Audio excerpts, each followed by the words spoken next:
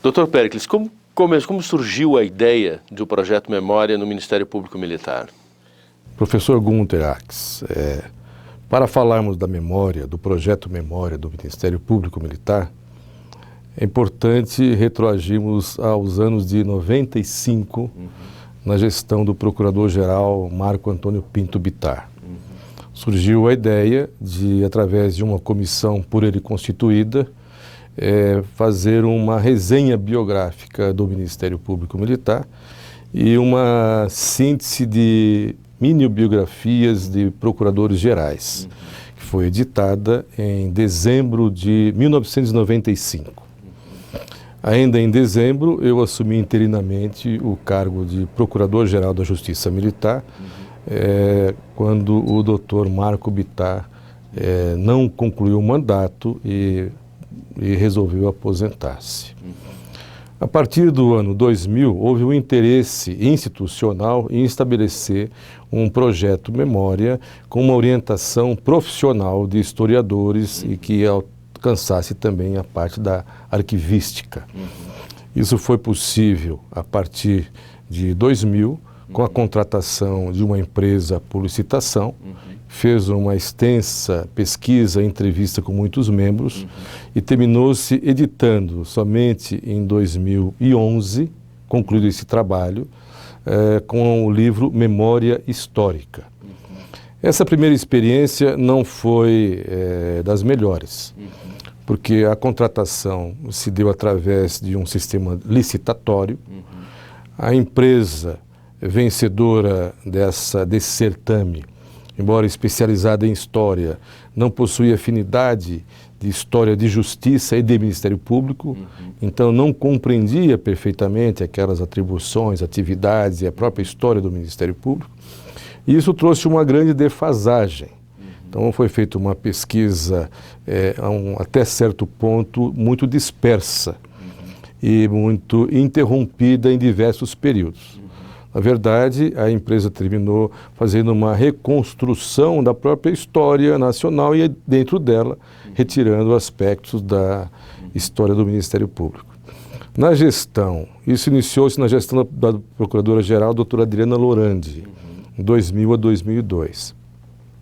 A partir da gestão de 2004, essa pesquisa foi concluída só em 2009, na gestão da doutora Cláudia Márcia Luz, foi constituída uma outra comissão, só por membros do Ministério Público, e fatiado este material que constava em aproximadamente 10 mil páginas de pesquisa, diversos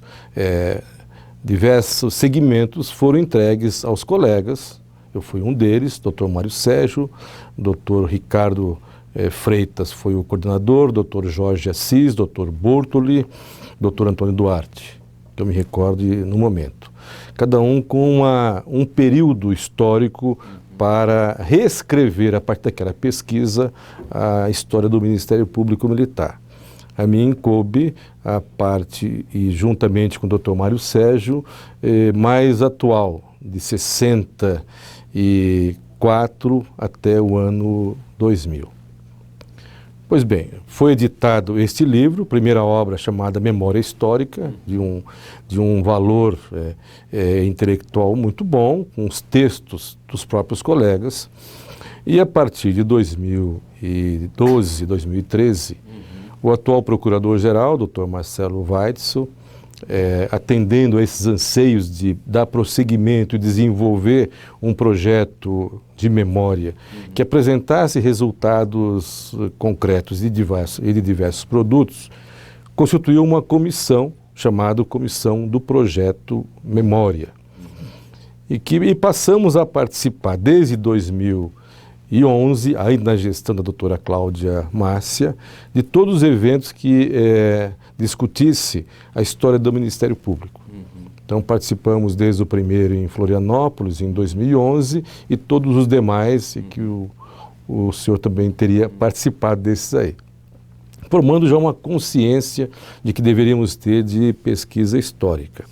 Com a constituição da comissão, do qual eu fui designado coordenador, com o Dr. Antônio Duarte, o Dr. Jorge Assis e o servidor Eduardo Bastos, passamos a nos dedicar como desenvolver o projeto para programas que se tornassem concretos. E concluímos que somente seria possível com a contratação de um profissional, historiador, especialista, que pudesse dar o caráter científico a essa pesquisa, a organização e a orientação. E quando tivemos a felicidade de contratarmos o professor Gunther. E pela parte que me toca, muito obrigado. Mas, e quais foram as atividades que o centro, hoje já Centro de Memória, quer dizer, porque começou como um projeto Memória e hoje ele já foi institucionalizado. Qual a importância de institucionalizar o projeto Memória na instituição? Eu retornaria um pouco à contratação da consultoria especializada em História do professor Gunther. Nas reuniões nós entendemos, também participando dos seminários e dos encontros anuais de Centros de Memória do Ministério Público, a indispensabilidade de trazer o elemento historiador e o especialista em arquivo para os projetos e para os centros de memória. Ou seja, nós admitimos que não tínhamos capacidade, só os juristas, por mais aficionados que sejam na história, de desenvolver um projeto científico, acadêmico, organizado de busca dessas informações. E em agosto de 2012, a comissão unânime deferiu e solicitou a contratação da consultoria, da sua consultoria. E fomos muito felizes, embora ela só tenha se concretizado em dezembro de 2014. Né? A partir, então, dessa orientação técnica especializada de um historiador, e nós buscamos no Ministério Público um historiador que fosse renomado, fosse conceituado, que tivesse uma grande reputação profissional e que já houvesse desenvolvido esse trabalho em outros ministérios públicos e outras instituições voltadas para a justiça. Porque o Ministério Público Militar, além de ser uma instituição ministerial voltada para a justiça, tem a característica de ser um Ministério Público especial. Ministério Público Militar, especializado. Então, essas variantes nos impeliram a buscar uma consultoria e, nesse aspecto,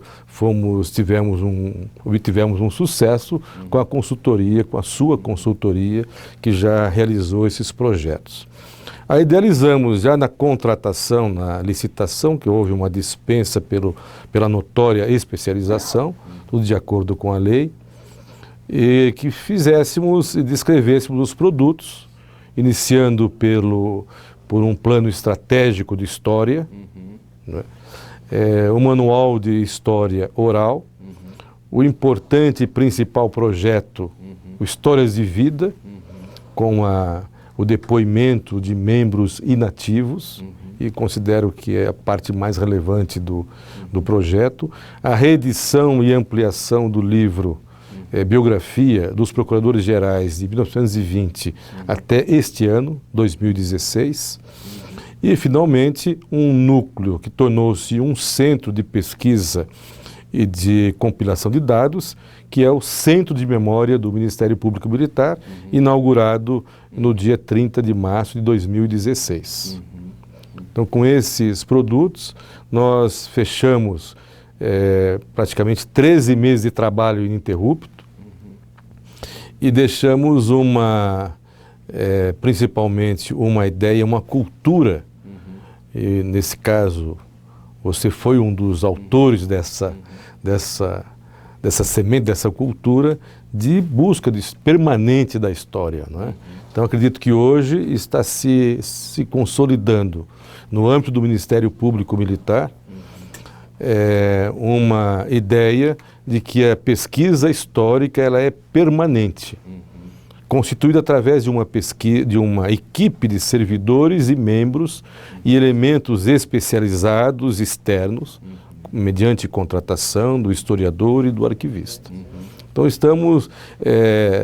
fizemos, acredito eu, um grande progresso nos últimos 13 meses, não só com os produtos, a belíssima obra Histórias de Vida, que resgata depoimentos de colegas que ingressaram desde o longínquo 1947, a história do primeiro concurso da exposição ontem inaugurada e principalmente de uma filosofia de trabalho que deve ser o núcleo permanente de memória do Ministério Público Militar. Na sua opinião, como essas atividades, essas ações estão sendo recebidas interna e externamente, se considerarmos a instituição, quer dizer, dentro e fora do Ministério Público Militar? A impressão que tenho, pessoal, é de que no início a comissão era muito entusiasmada, mas só a comissão era entusiasmada. E aos poucos houve uma adesão muito grande. A administração acreditava, né, o gabinete do procurador-geral, mas ele entregou a missão à comissão e falou, vocês fazem o que tem que ser feito. E não houve nenhuma interferência, pelo contrário, houve um grande apoio administrativo do diretor-geral, Dr. Jaime Castro de Miranda, e de toda a sua equipe, seus departamentos. E senti que ao final do processo, quando foi tomando forma, e havendo um retorno dos aposentados, das informações que eram colhidas, dos dados que foram sendo descobertos do concurso e etc., que houve assim um entusiasmo geral, não é? Um grande entusiasmo de colegas da própria administração de que aquele projeto estava sendo bem sucedido, o investimento feito foi um bom retorno, foi um bom emprego dessa verba pública, e isso passa a ser, inclusive, uma linguagem entre o Ministério Público e a própria sociedade, com a divulgação da informação, com a coleta de dados, com a integração de áreas de memória do Superior Tribunal Militar que nos apoiou, de outros organismos, como a Legião Paranaense do Expedicionário, através do Museu do Expedicionário de Curitiba. Então parece assim que há uma adesão muito grande. É um projeto em que não há conflito. Sim.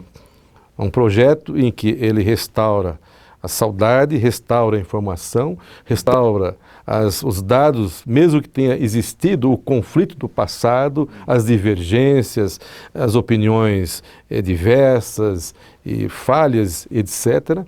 Quando surgem essas informações, da forma que surgem como memória, elas surgem com uma aceitação integral.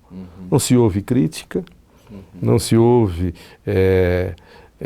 divergência quanto ao sistema de coleta, que foi um sistema científico, depoimentos. Né?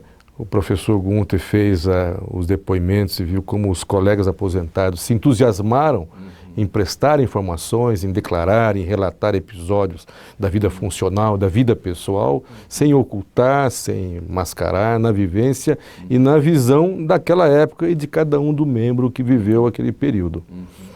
Então eu considero que a repercussão do projeto foi muito positiva, muito boa. E deve continuar de forma permanente, através da constituição de uma equipe, de um centro de memória e servidores que já estão dedicados exclusivamente ao centro de memória. O centro possui um espaço físico, ou seja, uma sede própria. Sim. Tem aquele espaço e poderá fazer sucessivas exposições de temas e períodos e eventos diversos.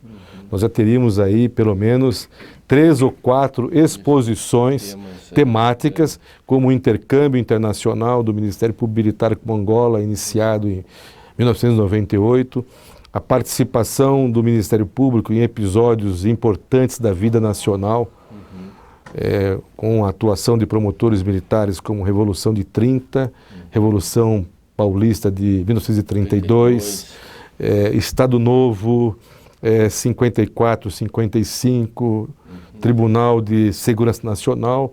Então há uma riqueza muito grande de dados e informações do passado que necessitam ser garimpadas, não é?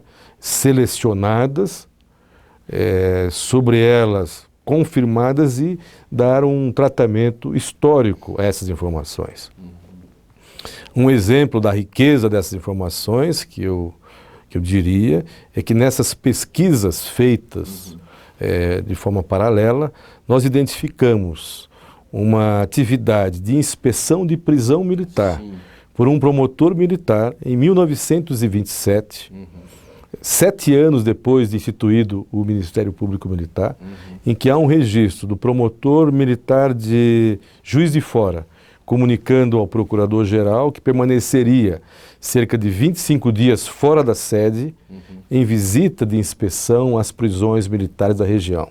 Essa informação, ela surge novamente nos 4 anos seguintes, 1928, 29, 30. Então é uma informação muito valiosa, porque revela que já no início da instituição havia uma grande preocupação do promotor militar como tutor, como o jurista, não é, incumbido de zelar pelas condições das prisões militares e principalmente por aqueles que as ocupassem. Não é? Então, quando se fazia a inspeção de uma prisão militar dentro de um quartel, naquelas condições de 1927, a presença de um promotor militar ali, um bacharel em direito de um corpo de um Ministério Público, de uma instituição civil, ele estava ali para verificar as condições em que estivessem encarcerados desertores e outros presos. Então isso traz para a instituição um dado de importância, um reconhecimento da sua atribuição.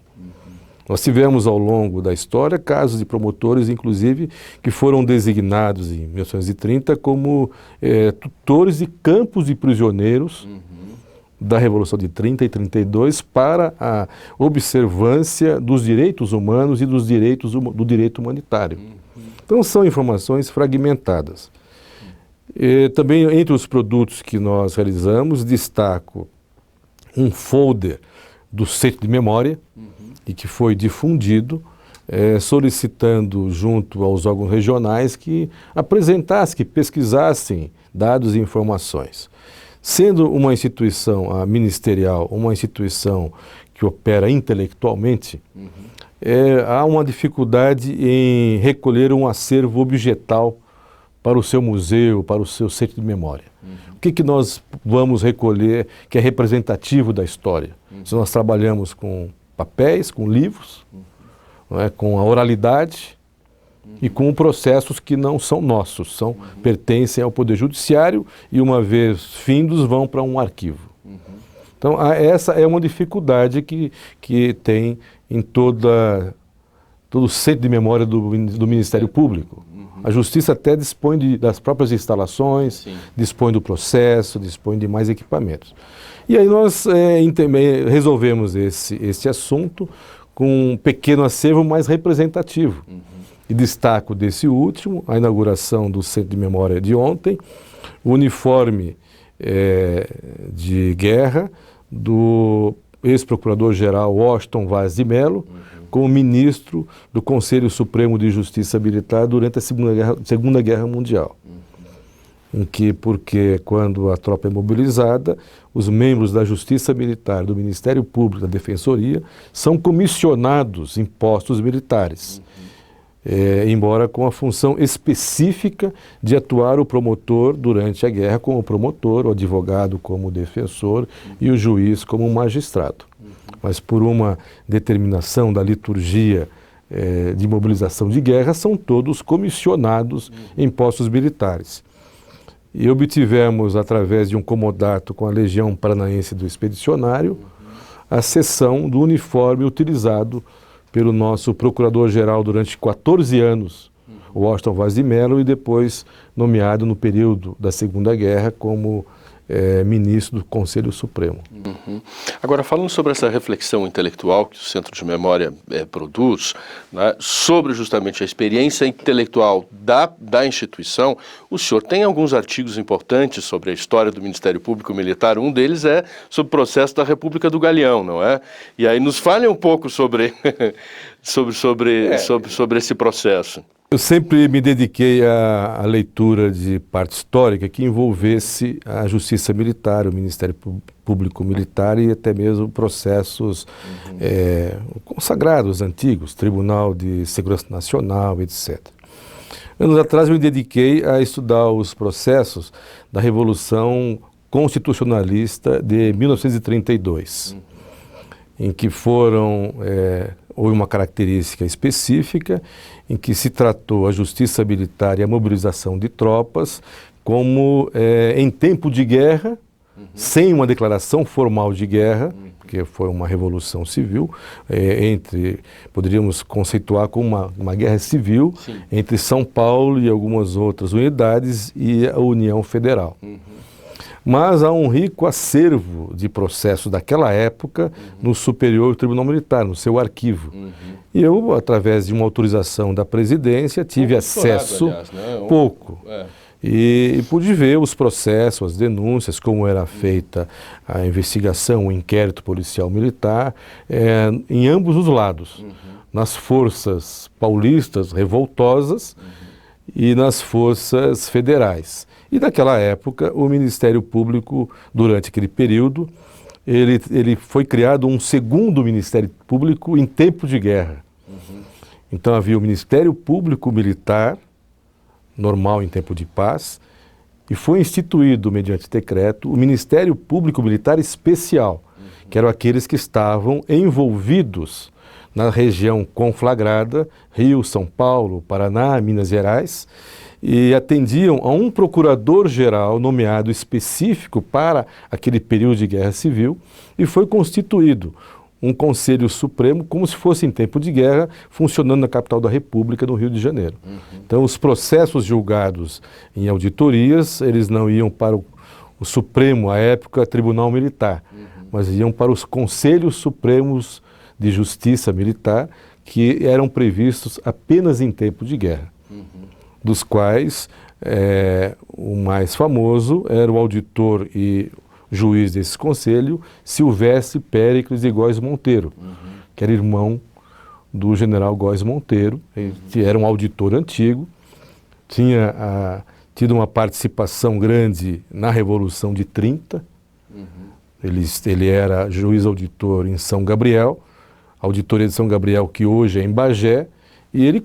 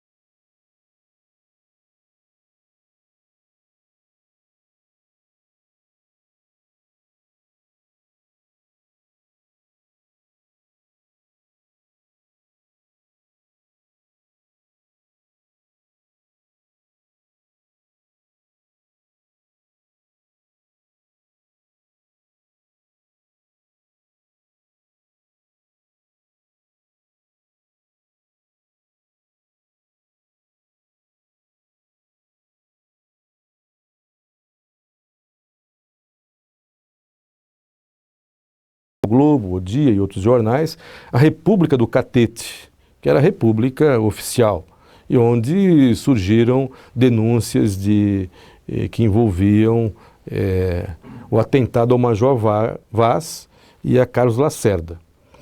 Quando iniciou-se a apuração do crime, que foi da Rua Toneleiros, no dia 6 de agosto de 54, na noite, em que pistoleiros tentaram atingir Carlos Lacerda, e o Carlos Lacerda ele estava sendo acompanhado por uma equipe de oficiais da FAB voluntariamente. Então, oficiais que eram muito politizados na época, da FAB, o brigadeiro Eduardo Gomes era um dos líderes e tinha uma atuação política muito grande, fizeram um grupo informal e nesse grupo estabeleceram como assim acompanhantes que deveriam acompanhar Carlos Lacerda porque achavam que ele poderia sofrer um atentado e era o principal opositor do regime da época. E passaram a acompanhar. Carlos Lacerda fez uma conferência em um colégio particular e naquela data foi designado o Major Vaz para acompanhá-lo. na conferência, depois até no próprio automóvel do Major Lacerda, do Major Vaz até a residência de Carlos Lacerda. Ele era deputado à época. E ali houve o atentado da Rua Toneleiros, que um pistoleiro contratado e vinculado ao pessoal da Guarda Palaciana de Getúlio fez o atentado, que teria atingido Carlos Lacerda no pé, e ocorreu o ferimento fatal que levou à morte do Major Vaz. Tem fotos dos ferimentos no Tem, processo? o processo nós temos Tem do Vaz, tem do pé do Tem. Lacerda também? Não. Essa é uma grande polêmica, não é? Porque em seguida ao atentado, que foi até presenciado e ouvido, não é? Eram cerca de 11 horas da noite, 11h30, um famoso jornalista que era da Globo, Armando Nogueira, estava chegando em casa e ouviu os disparos e correu ali. Um guarda noturno ouviu os disparos de pistola 45, correu e fez alguns disparos no carro, que era um táxi. Os pistoleiros utilizaram um táxi para levar ir até o Carlos Lacerda, e que foi o que permitiu desvendar o crime. Logo em seguida ao atentado, capital federal pequena, essa notícia correu rapidamente. E enquanto Lacerda estava no hospital, sendo socorrido, lá já compareceu o brigadeiro Eduardo Gomes, naquela madrugada, e muitos oficiais. E a partir daí, a Aeronáutica informalmente iniciou uma investigação, e não acreditando que a Polícia Civil tivesse isenção de fazer essa investigação, embora também de imediato o Distrito Policial, através de um delegado titular, iniciou uma investigação, mas adotou uma postura muito descrente, já questionando Carlos Lacerda, querendo apreender a arma que ele teria revidado e coisas semelhantes. E a Aeronáutica passou a fazer essa apuração. No dia seguinte, por uma pressão da oficialidade, o ministro da Aeronáutica, que era o brigadeiro Nero Moura, com o consentimento do presidente da República, designou oficialmente um encarregado de um inquérito policial militar por ter sido um oficial da FAB morto e pela possibilidade de que estivesse um militar envolvido nessa morte. Porque se estivesse envolvido um outro militar federal, iria se caracterizar um crime da competência da Justiça Militar. Então, por esse motivo, foi instaurado o IPM. E esse IPM, ele realizou muitas diligências, ele buscou informações, localizou-se o veículo. Foi assessorado por um membro do Ministério Público ou não? Como foi por dois membros. Né? O inquérito policial comum, instaurado na Polícia Civil, ele foi assessorado pelo promotor na época da Guanabara, que era o João Cordeiro Guerra, que era membro do Ministério Público, depois foi Procurador-Geral de Justiça, Ministro do Supremo e Presidente do Supremo Tribunal Federal. E do lado do IPM foi designado também um colega, não me recordo o nome, para acompanhar o inquérito. Na verdade, trabalhavam os dois promotores em conjunto. Alguns dias depois de instaurado o inquérito policial comum, diante da desconfiança de que não haveria uma apuração isenta, a pressão política levou a que o chefe de polícia avocasse aquele inquérito, que estava no distrito policial, e entregasse a um delegado designado para prossegui-lo. Na verdade, o inquérito policial, ele seguiu o inquérito policial militar. A apuração do crime foi feita pelo inquérito policial militar, por oficiais da Aeronáutica, daí a denominação de República do Galeão, porque os depoimentos eram tomados no Galeão, na base aérea do Galeão. Embora a atividade do encarregado era no aeroporto Santos Dumont, onde no primeiro andar funcionava um antigo departamento de controle do tráfego e esse coronel que conduzia era o titular. Então ele funcionava no aeroporto de Santos Dumont, instalações da FAB, e na verdade as diligências, os depoimentos eram reunidos lá na base aérea do Galeão, daí o nome que instituiu, República do Galeão. Tem artigos jornalísticos do Globo do Dia que referem mais ou menos assim, que naqueles dias de agosto, a República do Catete deixou de existir e o país passou a ser conduzido pela República do Galeão, ante a expectativa das informações e foi um inquérito conduzido muito abertamente.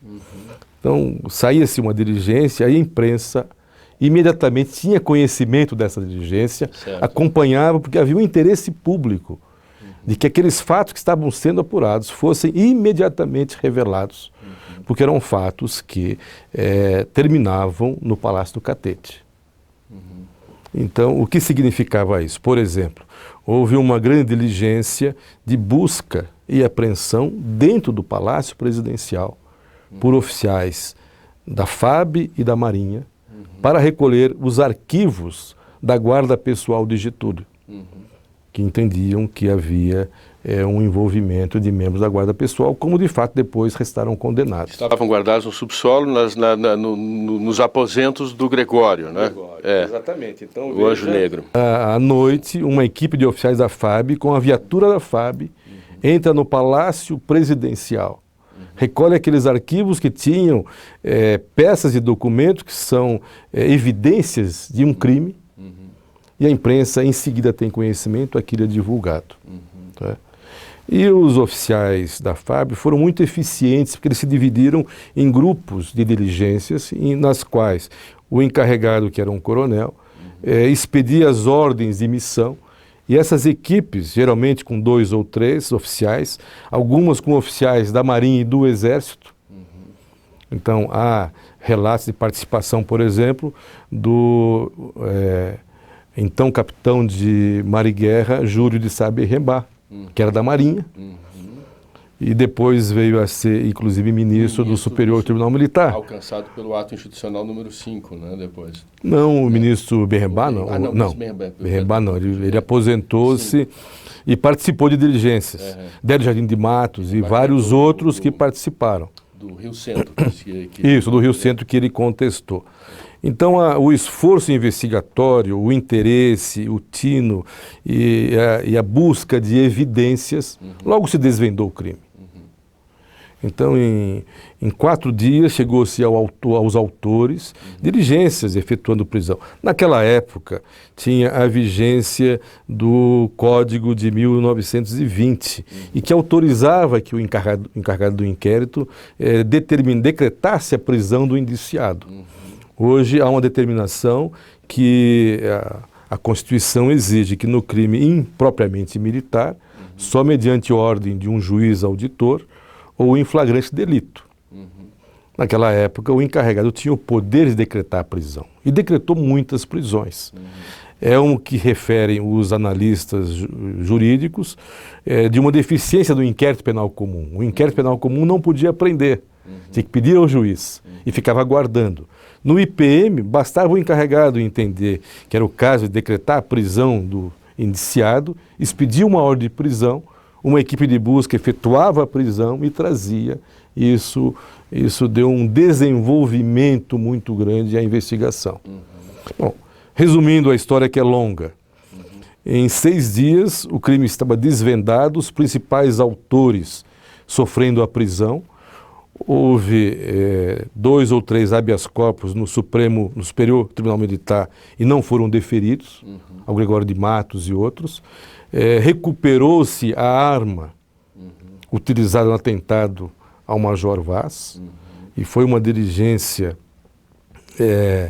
envolvendo quase uma companhia de soldados da aeronáutica que vasculharam uma área enorme onde tinha sido jogada, não é, esta arma.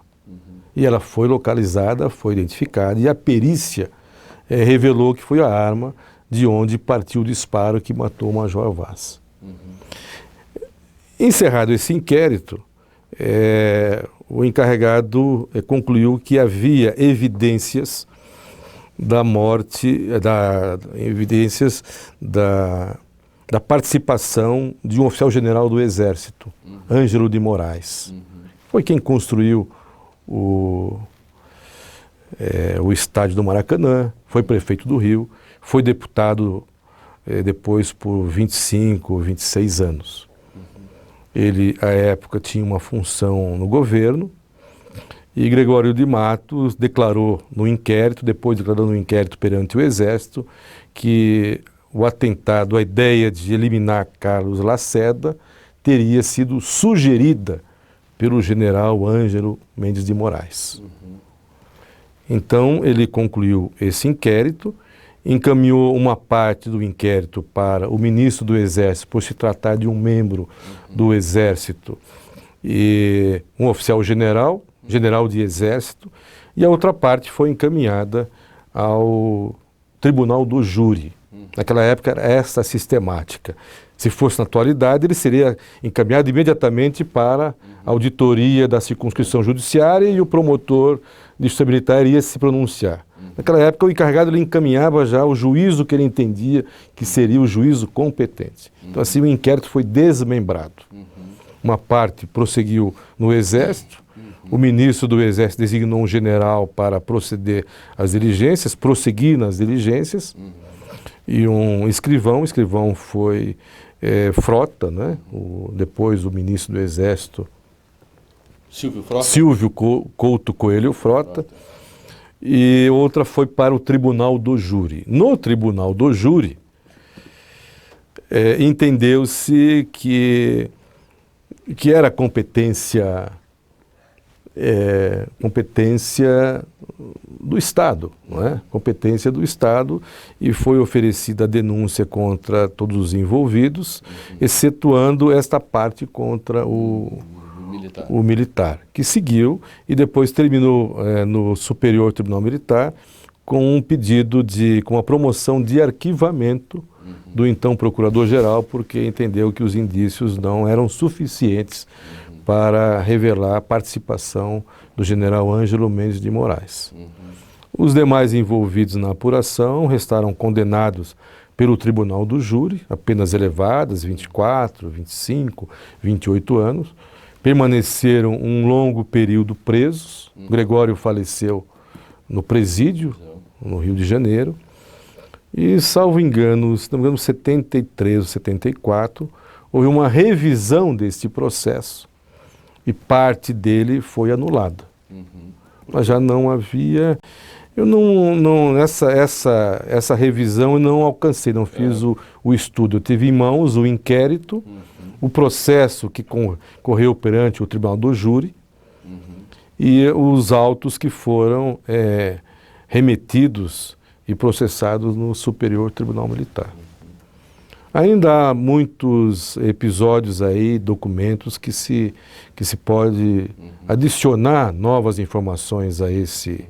Mas são dezenas de livros foram escritos a respeito desse inquérito, dessa investigação, né? Há muitas informações que não foram confirmadas e constam de diversos livros. Alguns dos protagonistas da investigação escreveram sobre isso. E muitos anos depois escreveram obras sucintas, mas relatando a sua participação. Ainda há alguns personagens daquela época que estão vivos, né? E que se lembram de alguns episódios que eram ou cadetes ou estavam ingressando na aeronáutica.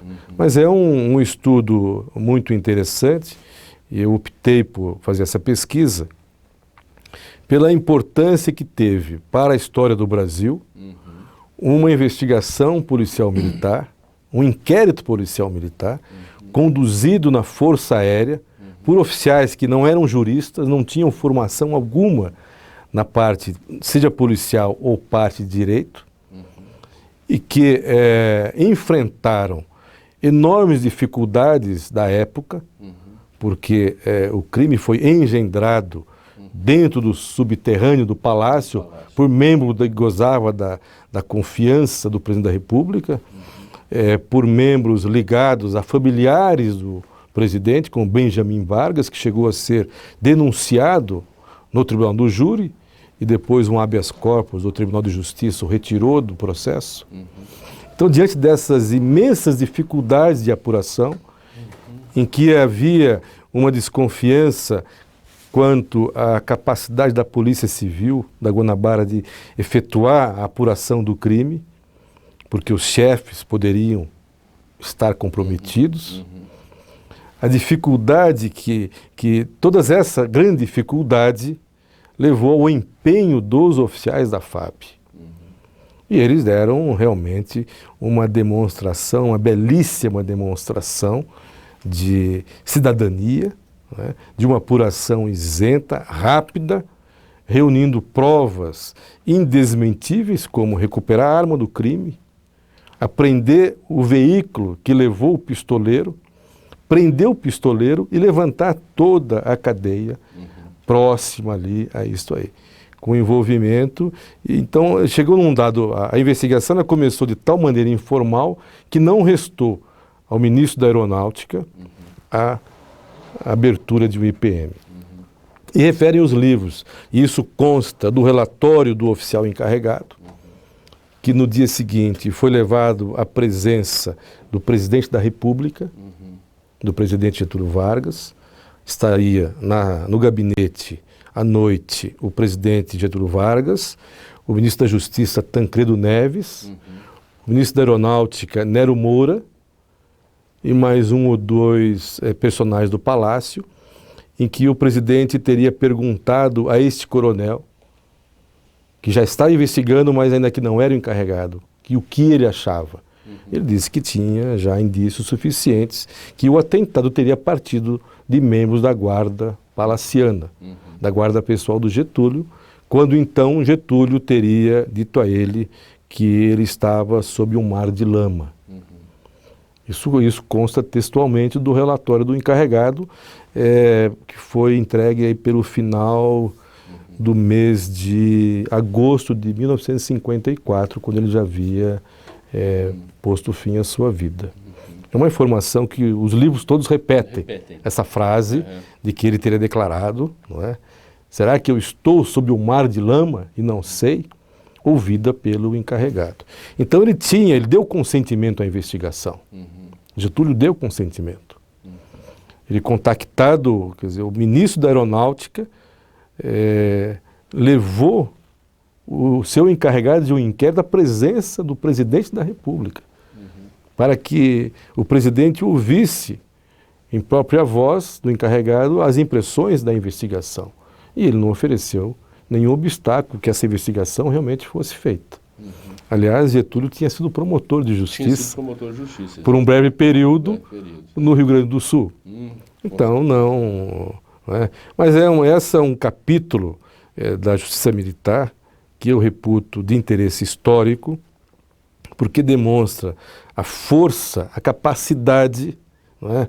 Essa criatividade de uma polícia judiciária que não é profissional, de oficiais imbuídos da apuração da verdade. O que se queria ali é saber que era inadmissível que houvesse um atentado político, ainda que fosse para eliminar Carlos Lacerda, um desafeto político, e atingisse, e que isso partisse da quarta palaciana, da própria instituição pública, da presidência da República, de dentro da presidência da República. Então isso deixava os oficiais indignados. E eles se voluntariaram para essa investigação com todos os riscos decorrentes disso aí. Porque não eram especialistas e não eram formados em direito, tinham as suas ocupações, tinham o risco de envolver a questão hierárquica, porque, segundo os relatos daqueles que participaram, as diligências eram feitas durante 24 horas com equipes de diligências formadas por oficiais superiores, às vezes com a participação de oficiais do Exército e oficiais da Marinha, atrás de indícios e informações, como foi o caso da prisão do pistoleiro na Baixada Fluminense, em que mobilizou-se um grupo numeroso de oficiais e coronéis da FAB, do Exército, da Marinha, para cercar o delinquente, o autor dos disparos, e efetuar a prisão, que era uma ordem do oficial encarregado. Então esse capítulo para nós eu julgo que é de interesse histórico, não é? E a influência, a repercussão causada pela apuração, porque a apuração foi acompanhada o tempo todo pela imprensa e era divulgado passo a passo o que se obtinha de informação. E a nação aguardava, daí o nome que ficou histórico, a República do Galeão, contrapondo-se a República do Catete. Apenas para finalizar, Gunther, há um editorial do jornal O Dia, em que ele sugere que se a aeronáutica apurasse todos os escândalos de corrupção que existiam no país, e ali existia uma CPI naquela época contra o presidente. Sim. Havia denúncias envolvendo o filho. Várias denúncias. E o editorial diz justamente isso, que o país gostaria muito de ver que todos aqueles escândalos de corrupção fossem apurados com tanta rapidez, com tanto brio, com eficiência pelos oficiais das Forças Armadas. Aí termina dizendo o seguinte, que a nação devia muito à aeronáutica e a seus oficiais pela capacidade de revelar fatos ocultos que, se não fosse a participação desses oficiais, possivelmente nunca seriam revelados. Então eu vejo o IPM República do Galeão como um exemplo de investigação isenta, e toda essa investigação foi entregue à polícia, à Justiça Civil. Então o processo, ele foi, depois o inquérito policial comum foi reunido ao inquérito policial militar e deram substância ao processo do Tribunal do Júri. Mas a base da denúncia, a base do processo e a própria base do inquérito policial comum foi o IPM República do Galeão. Muito bem, muito obrigado, então. Eu que agradeço.